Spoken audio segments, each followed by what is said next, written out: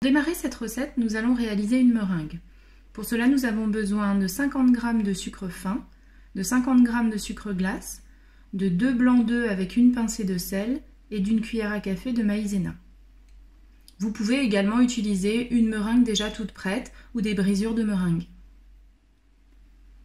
Pour réaliser la meringue, nous allons utiliser un batteur électrique ou un robot et nous allons dans un premier temps monter les blancs en neige, moyennement ferme, puis nous allons ajouter le sucre fin progressivement, puis le sucre glace toujours progressivement et nous allons terminer par la maïzena.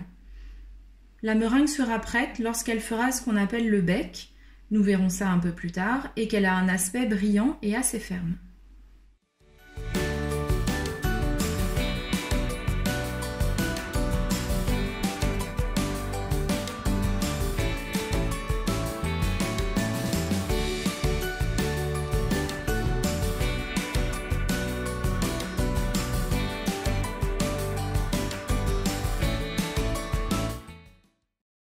Voilà, la meringue fait ce qu'on appelle le bec, c'est-à-dire qu'elle se tient toute seule.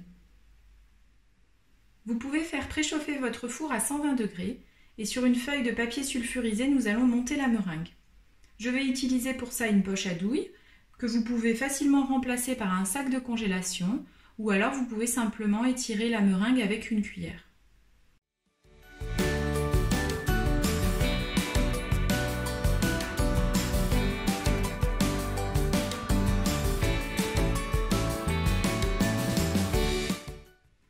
J'ai choisi une forme ronde pour la meringue, mais vous pouvez aussi la réaliser en couronne, en rectangle, en triangle, selon vos envies, ou faire aussi des meringues individuelles.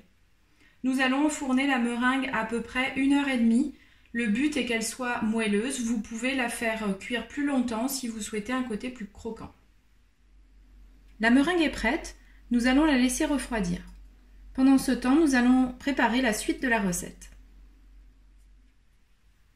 Nous allons réaliser une crème fouettée avec 100 g de mascarpone et 75 centilitres de crème fleurette, auquel nous allons ajouter 10 g de sucre.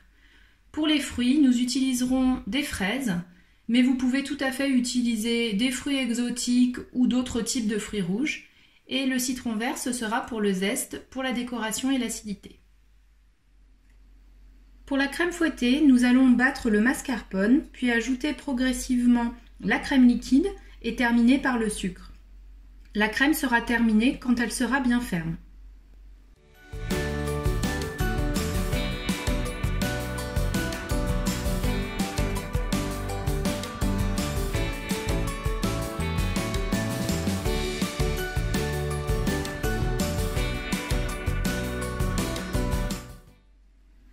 Une fois que la crème est prête, vous pouvez la remettre au frais. Nous allons en attendant découper les fraises en tranches. Vous pouvez aussi les laisser telles quelles si elles ne sont pas trop grosses.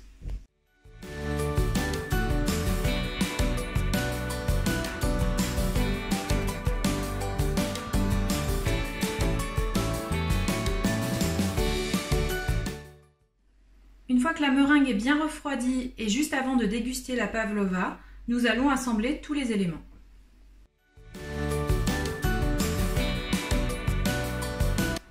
Nous allons étaler la crème montée.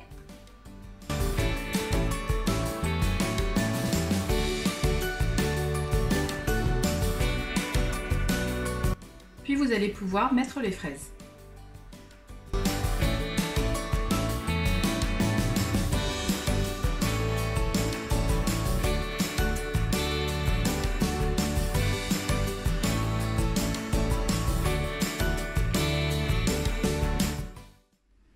Pour terminer, nous allons ajouter les zestes de citron vert, mais vous pouvez utiliser des feuilles de menthe, de la noix de coco râpée ou pourquoi pas des éclats de noisettes ou d'amandes.